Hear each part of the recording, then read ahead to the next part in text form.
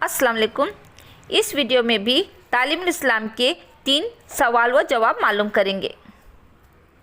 सवाल, कुरान शरीफ हज़रत मोहम्मद मुस्तफ़ा सल्लल्लाहु अलैहि वसल्लम पर पूरा एक मरतबा उतरा या थोड़ा थोड़ा?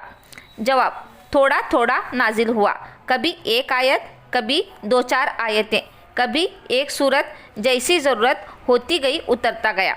सवाल, कितने दिनों में पूरा कुरान शरीफ नाजिल हुआ? जवाब, 23 साल में। सवाल, कुरान शरीफ किस तरह नाजिल होता था? जवाब, हज़रत जिब्राइल अलैहिस्सलाम आकर आपको आयत या सूरत सुना देते थे, आप उसे सुनकर याद कर लेते थे और किसी लिखने वाले को बुलाकर लिखवा देते थे। अब दें इजाज़त, अगली वीडियो में फिर से 3 सवाल और जवाब होंगे। इस वीडियो को लाइक करें और अपने फ्रेंड से ज़रूर शेयर करें। अल्लाह हाफिज़।